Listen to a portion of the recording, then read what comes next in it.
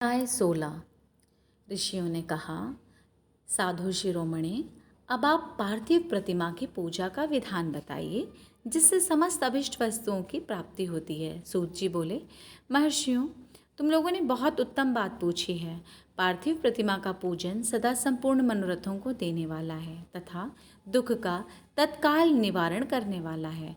मैं उसका वर्णन करता हूँ, तुम लोग उसको ध्यान देकर सुनो। पृथ्वी आदि की बनी हुई देव प्रतिमाओं की पूजा इस भूतल पर अभिष्टदायक मानी गई है। निश्चय ही इसमें पुरुषों का और स्त्रियों का भी अधिकार है। नदी, पोखरे अथवा कुएं में प्रवेश करके पानी के भीतर से मिट्टी ले आएं, फिर गंध चूर्ण के द्वारा उसका संशोधन करें और शुद्ध मंडप में रखकर उसे महीन पीसें और सानें। इसके बाद हाथ से प्रतिमा बनाएं और दूध से उसका सुंदर संस्कार करें। उस प्रतिमा में अंग प्रत्यंग अच्छी तरह प्रकट हुए हों तथा वह सब प्रकार के अस्त्र शस्त्रों से संपन्न बनाई गई हो। तदंतर उसे पद्यासन पर स्थापित करके आदर पूर्वक उसका पूजन करें। गणेश, सूर्य, विष्णु, दुर्गा और शिव की प्रतिमा का, शिव का एवं शिवलिंग का द्विज को सदा पूजन करना चाहिए। षोडशोपचार पूजन जनित फल की सिद्धि के लिए 16 उपचारों द्वारा पूजन करना चाहिए। पुष्पों से प्रोक्षण और मंत्र पाठ पूर्वक अभिषेक करें। अगहनी के चावल से नैवेद्य तैयार करें। गहनी के चावल से नैवेद्य तैयार करें। सारा नैवेद्य एक कुड़व यानी कि लगभग पाव भर होना चाहिए। घर में पार्थिव पूजन के लिए एक कुड़व और बाहर किसी मनुष्य द्वारा स्थापित शिवलिंग के पूजन के लिए एक प्रस्थ यानी कि सेर भर नैवेद्य तैयार करना चाहिए। ऐसा जानना चाहिए, देवताओं द्वारा स्थापित शिवलिंग के लिए 3 सेर नैवेद्य अर्पित करना उचित है और स्वयं प्रकट हुए स्वयं भूलिंग के लिए 5 सेर। ऐसा करने पर पूर्ण फल की प्राप्ति समझनी चाहिए। इस प्रकार सहस्त्र बार पूजा करने से द्विज सत्यलोक को प्राप्त कर लेता है। 12 अंगुल चौड़ा, इससे दूना और 1 अंगुल अधिक अर्थात 25 अंगुल लंबा तथा 15 अंगुल चौड़ा जो लोहे या लकड़ी का बना हुआ पात्र होता है उसे विद्वान पुरुष शिव कहते हैं। उसका 8वां भाग प्रस्थ कहलाता है जो 4 कुड़व के बराबर माना गया है। मनुष्य द्वारा स्थापित शिवलिंग के लिए 10 प्रस्थ, ऋषियों द्वारा स्थापित शिवलिंग के लिए 100 प्रस्थ और स्वयंभू शिवलिंग के लिए 1 सहस्त्र प्रस्थ नैवेद्य निवेदन का किया जाए तथा जल, तैल आदि एवं गंध द्रव्यों की भी यथा योग्य मात्रा रखी जाए तो यह उन शिवलिंगों की महापूजा बताई जाती है। देवता का अभिषेक करने से आत्मशुद्धि होती है, गंध से पुण्य की प्राप्ति होती है, नैवेद्य लगाने से आयु बढ़ती है और तृप्ति होती है, धूप निवेदन करने से धन की प्राप्ति होती है, दीप दिखाने से ज्ञान का उदय होता है और तांबुल समर्पण करने से भोग की उपलब्धि होती है। इसलिए स्नान आदि 6 उपचारों को यत्नपूर्वक अर्पित करें। नमस्कार और जप ये दोनों संपूर्ण अभीष्ट फल को देने वाले हैं। इसलिए भोग और मोक्ष की इच्छा रखने वाले लोगों को पूजा के अंत में सदा ही जप और नमस्कार करने चाहिए। मनुष्य को चाहिए कि वह सदा पहले मन से पूजा करके फिर उन उपचारों से करे। देवताओं की पूजा से उन देवताओं के लोगों की प्राप्ति होती है तथा उनके अवान्तर लोक में भी यथेष्ट भोग की वस्तुएं उपलब्ध होती हैं। अब मैं देव पूजा से प्राप्त होने वाले विशेष फलों का वर्णन करता हूँ। द्विजों, तुम लोग श्रद्धापूर्वक सुनो। विघ्नराज गणेश की पूजा से भूलोक में उत्तम अभिष्ट वस्तु की प्राप्ति होती है। शुक्रवार को श्रावण और भाद्रपद मासों के शुक्ल पक्ष की चतुर्थी को और पौष मास में शतभिक्षा नक्षत्र के आने पर विधि पूर्वक गणेश की पूजा करनी चाहिए। गणेश जी की पूजा करनी चाहिए। 100 या सहस्त्र दिनों में 100 या सहस्त्र बार पूजा करें। देवता और अग्नि में श्रद्धा रखते हुए किया जाने वाला उनका नित्य पूजन मनुष्यों को पुत्र एवं अभिष्ट वस्तु प्रदान करता है। वह समस्त पापों का शमन तथा भिन्न भिन्न दुष्कर्मों का विनाश करने वाला है। विभिन्न वारों में की हुई शिव आदि की पूजा को आत्मशुद्धि प्रदान करने वाली समझना चाहिए। वार या दिन, तिथि, नक्षत्र और योगों का आधार है। समस्त कामनाओं को देने वाला है।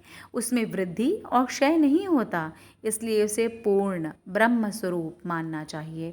सूर्योदय काल से लेके सूर्योदय काल आने तक एक वार की स्थिति मानी गई है, जो ब्राह्मण आदि सभी वर्णों के कर्मों का आधार है। विहित तिथि के पूर्व भाग में की हुई देव पूजा मनुष्य को पूर्ण भोग प्रदान करने वाली होती है। यदि मध्याह्न के बाद तिथि आरंभ होती है तो रात्रि युक्त तिथि का पूर्व भाग पितरों के श्राद्धादि कर्म के लिए उत्तम बताया जाता है। ऐसी तिथि का परभाग ही दिन से युक्त होता है, अतः वही देव कर्म के लिए प्रशस्त माना गया है। यदि मध्याह्न काल तक तिथि रहे तो उदय व्यापिनी तिथि को ही देव कार्य में ग्रहण करना चाहिए। इसी तरह शुभ तिथि एवं नक्षत्र आदि ही देव कार्य में ग्राह्य होते हैं। वार आदि का भली भांति विचार करके पूजा और जप आदि करने चाहिए। वेदों में पूजा शब्द के अर्थ की इस प्रकार योजना की गई है। पूर्जायते अनेन इति पूजा। यह पूजा शब्द की व्युत्पत्ति है। पुह का अर्थ है भोग और फल की सिद्धि। वह जिस कर्म से संपन्न होती है उसका नाम पूजा है। पुनः सुने, वेदों में पूजा शब्द के अर्थ की इस प्रकार योजना की गई है। पूर्जायते अनेन इति पूजा। यह पूजा शब्द की व्युत्पत्ति है। पू का अर्थ है भोग और फल की सिद्धि। वह जिस कर्म से संपन्न होती है उसका नाम पूजा है। मनोवांछित वस्तु तथा ज्ञान ये भी अभिष्ट वस्तुएं हैं। सकाम भाव वाले को अभिष्ट भोग अपेक्षित होता है और निष्काम भाव वाले को अर्थ परमार्थिक ज्ञान। ये दोनों ही पूजा शब्द के अर्थ हैं। इसकी योजना करने से ही पूजा शब्द की सार्थकता है। इस प्रकार लोक और वेद में पूजा शब्द का अर्थ विख्यात है। नित्य और नैमित्तिक कर्म कालांतर में फल देते हैं, किंतु काम्य कर्म का यदि भली भांति अनुष्ठान हुआ हो तो वह तत्काल फलद होता है। प्रतिदिन एक पक्ष, एक मास और एक वर्ष तक लगातार पूजन करने से उन कर्मों के फल की प्राप्ति होती है और उनसे वैसे ही पापों का क्रमशः क्षय होता है। प्रत्येक मास के कृष्ण पक्ष की चतुर्थी तिथि को की हुई महागणपति की पूजा एक पक्ष के पापों का नाश करने वाली और एक पक्ष तक उत्तम भोग रूपी फल देने वाली होती है। चैत्र मास में चतुर्थी को की हुई पूजा एक मास तक किए गए पूजन का फल देने वाली होती है और जब सूर्य सिंह राशि पर स्थित हो उस समय भाद्रपद मास की चतुर्थी को की हुई गणेश जी की पूजा एक वर्ष तक मनोवांछित भोग प्रदान करती है, ऐसा जानना चाहिए। श्रवण मास के रविवार को हस्त नक्षत्र से युक्त सप्तमी तिथि को तथा माघ शुक्ला सप्तमी को भगवान सूर्य का पूजन करना चाहिए। ज्येष्ठ तथा भाद्रपद मासों के बुधवार को श्रवण नक्षत्र से युक्त द्वादशी तिथि को तथा केवल द्वादशी को भी किया गया भगवान विष्णु का पूजन अभिष्ट संपत्ति को देने वाला माना गया है। श्रावण मास में की जाने वाली श्री हरि की पूजा अभिष्ट मनोरथ एवं आरोग्य प्रदान करने वाली होती है। अंगों एवं उपकरणों सहित पूर्वोक्त गौ आदि 12 वस्तुओं का दान करने से जिस फल की प्राप्ति होती है उसी को द्वादशी तिथि में आराधना द्वारा श्री विष्णु की तृप्ति करके मनुष्य प्राप्त कर लेता है। जो द्वादशी तिथि को भगवान विष्णु के 12 नामों द्वारा 12 ब्राह्मणों का षडोपचार पूजन करता है वह उनकी प्रसन्नता प्राप्त कर लेता है। इसी प्रकार संपूर्ण देवताओं के विभिन्न 12 नामों द्वारा किया हुआ 12 ब्राह्मणों का पूजन उन देवताओं को प्रसन्न करने वाला होता है। कर्क की संक्रांति से युक्त श्रावण मास में नवमी तिथि को मृगशिरा नक्षत्र के योग में अंबिका का पूजन करें। वे संपूर्ण मनोवांछित भोगों और फलों को देने वाली हैं। ऐश्वर्य की इच्छा रखने वाले पुरुष को उस दिन अवश्य उनकी पूजा करनी चाहिए। अश्विन मास के शुक्ल पक्ष की नवमी तथा संपूर्ण अभिष्ट फलों को देने वाली है। उसी मास के कृष्ण पक्ष की चतुर्दशी को यदि रविवार पड़ रहा हो तो उस दिन का महत्व विशेष बढ़ जाता है। उसके साथ ही यदि आद्रा और महाद्रा का योग हो तो उक्त अवसरों पर की हुई शिव पूजा का विशेष महत्व माना गया है। माघ कृष्णा चतुर्दशी को की हुई शिव जी की पूजा संपूर्ण अभीष्ट फलों को देने वाली होती है। वह मनुष्यों की आयु बढ़ाती है, मृत्यु कष्ट को दूर हटाती है, समस्त सिद्धियों की प्राप्ति कराती है।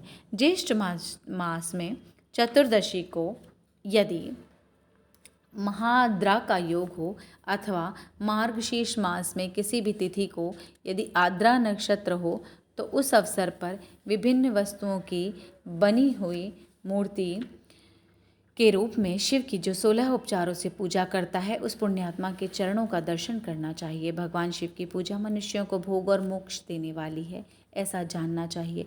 कार्तिक मास में प्रत्येक वार और तथा तिथि आदि में महादेव जी की पूजा का विशेष महत्व है। कार्तिक मास आने पर विद्वान पुरुष दान, तप, होम, जप और नियम आदि के द्वारा समस्त देवताओं का षोडशोपचारों से पूजन करें। उन पूजन में देव प्रतिमा, ब्राह्मण, तंत्र मंत्रों का उपयोग आवश्यक है। ब्राह्मणों को भोजन कराने से भी वह पूजन कर्म संपन्न होता है। पूजक को चाहिए कि वह कामनाओं को त्याग कर पीड़ा रहित हो देवाराधन में तत्पर रहे। कार्तिक मास में देवताओं का यजन पूजन समस्त भोगों को देने वाला, व्याधियों को हर लेने वाला तथा भूतों और ग्रहों का विनाश करने वाला है। कार्तिक मास के रविवारों को भगवान सूर्य की पूजा करने और तेल तथा सूती वस्त्र देने से मनुष्य के कोढ़ आदि रोगों का नाश होता है। हर्य, काली मिर्च, वस्त्र और खीरा आदि का दान और ब्राह्मणों की प्रतिष्ठा करने से क्षय के रोगों का नाश होता है। दीप और सरसों के दान से मृगी का रोग मिट जाता है। कृतिका का नक्षत्रों से युक्त सोमवारों को किया हुआ शिव जी का पूजन मनुष्यों के महान दारिद्र्य को मिटाने वाला है और संपूर्ण संपत्तियों को दान देने वाला है। घर की आवश्यक सामग्रियों के साथ गृह और क्षेत्र आदि का दान करने से भी उक्त फल की प्राप्ति होती है। कृतिका युक्त मंगलवारों को स्कंद का पूजन करने से तथा दीपक एवं घंटा आदि का दान देने से मनुष्य को शीघ्र ही वाक सिद्धि प्राप्त हो जाती है। उनके मुंह से निकली हुई हर बात सत्य होती है। कृतिका युक्त बुधवारों को किया हुआ श्री विष्णु जी का यजन तथा दही भात का दान मनुष्य को उत्तम संतान की प्राप्ति करवाता है। कृतिका युक्त गुरुवारों को धन से ब्रह्मा जी का पूजन तथा मधु, सोना और घी का दान करने से मनुष्य के भोग वैभव की वृद्धि होती है। कृतिका युक्त शुक्रवारों को गजानन शिव जी की पूजा करने से गंध, पुष्प एवं अन्न का दान देने से मानवों के भोग्य पदार्थों की वृद्धि होती है।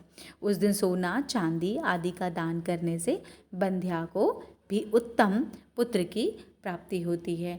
कृतिका युक्त शनिवारों को दिक्पालों की वंदना, दिग्गजों, नागों और सेतुपालों का पूजन, त्रिनेत्रधारी रुद्र, पापहारी विष्णु तथा ज्ञानदाता ब्रह्मा का आराधन और धन्वंतरी एवं दोनों अश्विन कुमारों का पूजन करने से रोग, दुर्मृत्यु एवं अकाल मृत्यु का निवारण होता है तथा तात्कालिक व्याधियों की शांति हो जाती है। नमक, लोहा, तेल और उड़द आदि का त्रिकुट, सोंठ, पीपल और गोल मिर्च, फल, गंध और जल आदि का तथा घृत आदि द्रव पदार्थों का, सुवर्ण, मोती आदि कठोर वस्तुओं का भी दान देने से स्वर्गलोक की प्राप्ति होती है। इनमें से नमक आदि का मान कम से कम 1 प्रस्थ यानी कि 1 सेर होना चाहिए और स्वर्ण आदि का मान कम से कम 1 पल। धन की संक्रांति से युक्त पौष मास में उषा काल में शिव आदि समस्त देवताओं का पूजन क्रमशः समस्त सिद्धियों की प्राप्ति कराने वाला होता है। इस पूजन में अग्नि के चावल से तैयार किए गए हविष्य का नैवेद्य उत्तम बताया गया है। पौष मास में नाना प्रकार के अन्न का नैवेद्य विशेष महत्व रखता है। मार्ग शीर्ष मास में केवल अन्न का दान करने वाले मनुष्य को ही संपूर्ण अभिष्ट फलों की प्राप्ति होती है। मार्गशीर्ष मास में अन्न का दान देने वाले मनुष्य के सारे पाप नष्ट हो जाते हैं। वह अभिष्ट सिद्धि, आरोग्य, धर्म, वेद का सम्यक ज्ञान, उत्तम अनुष्ठान का फल, इहलोक और परलोक में महान भोग, अंत में सनातन योग तथा वेदांत ज्ञान की सिद्धि प्राप्त कर लेता है। जो भोग की इच्छा रखने वाला है वह मनुष्य मार्गशीर्ष मास आने पर कम से कम 3 दिन भी उषा काल में अवश्य देवताओं का पूजन करे और पौष मास को पूजन से खाली न जाने दे। उषा काल से लेकर संगव काल तक ही पौष मास में पूजन का विशेष महत्व बताया गया है। पौष मास में पूरे महीने भर जितेंद्रिय और निराहार रहकर द्विज प्रातः काल से मध्याह्न काल तक वेद माता गायत्री का जप करे। तत्पश्चात रात को सोने के समय तक पंचाक्षर आदि मंत्रों का जप करे। ऐसा करने वाला ब्राह्मण ज्ञान पाकर शरीर छूटने के बाद मोक्ष प्राप्त कर लेता है। द्विजेतर नर नारियों को त्रिकाल स्नान और पंचाक्षर मंत्र के से ही निरंतर जप से विशुद्ध ज्ञान प्राप्त हो जाता है। इष्ट मंत्रों का सदा जप करने से बड़े बड़े पापों का भी नाश हो जाता है। सारा चराचर जगत बिंदु नाद स्वरूप है। बिंदु शक्ति है और नाद शिव। इस तरह यह जगत शिव शक्ति स्वरूप ही है। नाद बिंदु का और बिंदु इस जगत का आधार है। ये बिंदु और नाद यानी शक्ति और शिव संपूर्ण जगत के आधार रूप से स्थित हैं। बिंदु और नाद से युक्त सब कुछ शिव स्वरूप है, क्योंकि वह सबका आधार है।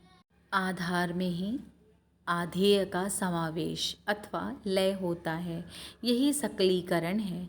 इस सकलीकरण की स्थिति से ही सृष्टि काल में जगत का प्रादुर्भाव होता है। इसमें संशय नहीं है। शिवलिंग बिंदु नाद स्वरूप है, अतः उसे जगत का कारण बताया जाता है। बिंदु देव है और नाद शिव।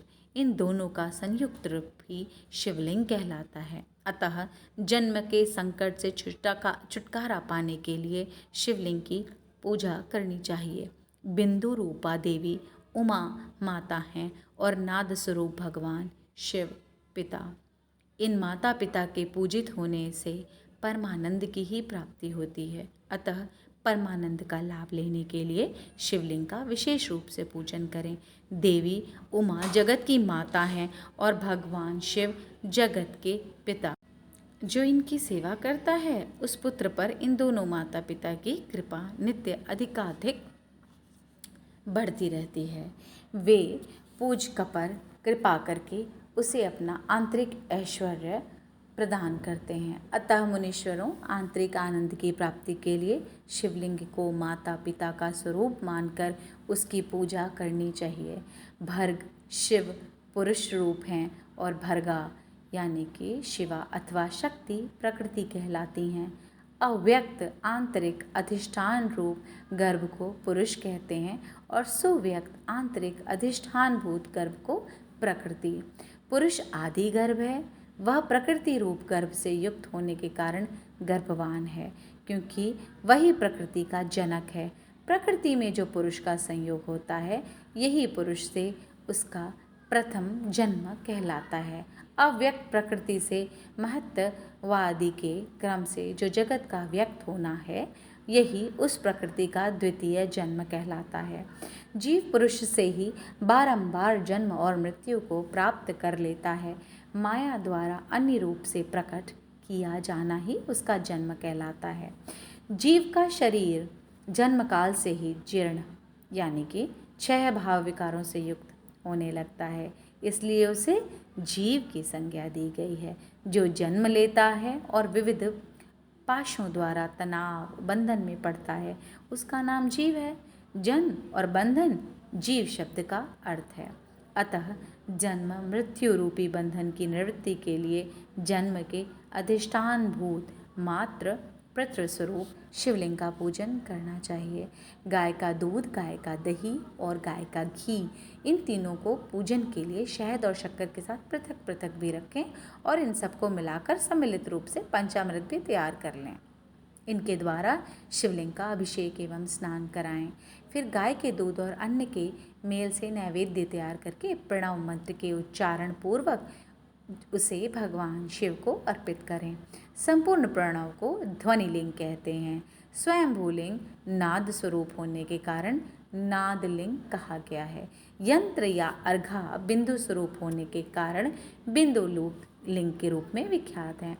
उसमें अचल रूप से प्रतिष्ठित जो शिवलिंग है वह मकार स्वरूप है, इसलिए मकार लिंग कहलाता है। सवारी निकालने आदि के लिए जो चरलिंग होता है वह उकार स्वरूप होने के लिए कारण उकार लिंग कहा गया है।